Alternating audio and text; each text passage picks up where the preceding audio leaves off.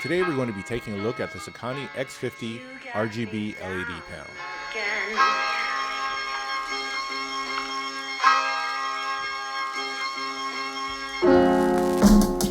This panel comes in a set that includes 2 stands, 2 lights, and a bag. Starting with the rear panel, we can see that there are battery mounts in the control box. This supports taking 2 Sony NPF style batteries as its main power source when you are on AC power.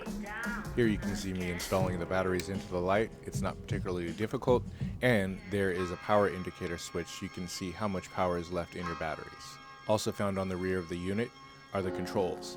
With these controls, the dials and buttons, you can manipulate all the features of the lights very quickly and easily.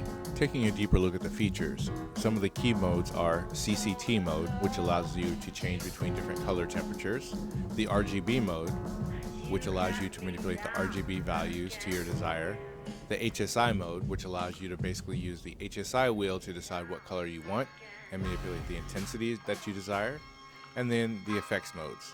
The effects modes are varying, and depending on your use, some of them may be useful, some not. However, I did use a candle one this past weekend on a setup. Another interesting feature is the fact that the lights can be controlled from one another. Meaning, if I change the settings on one light and they're both on the same group and channel, then the other light will reflect those changes. This is really handy if you have a light mounted high up and you have another light that's lower down that we have easy access to. While there is a remote control, sometimes changing things like color can go rather slowly, so it's actually a little bit faster to change it directly on the light. This feature is very useful.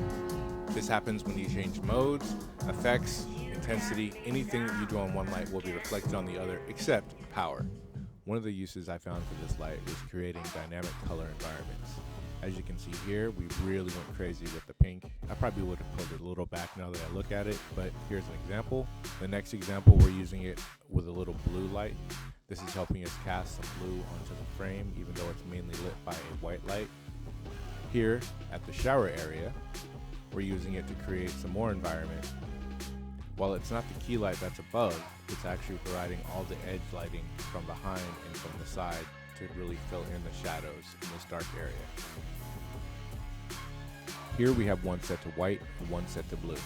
The blue is adding some, I guess you could say, character to the environment, while the white is giving us a nice clean white to work with whenever she turns around or is fully illuminated, so that way the blue is more of a highlight accent light. So, wrapping up, let's discuss the pros and cons of this light. In the pros column, you have solid construction, RGB, effects, CCT, portability, especially with the case, which is included. In the cons column, I would say that it chews through battery power pretty quickly. The stands are a little bit lightweight for how heavy it is up top. But all in all, if you're looking for an RGB package that will allow you to have some flexibility, meaning you can shoot it into umbrellas or use it for backsplashes, I think this is a kit that you won't be mad that you bought.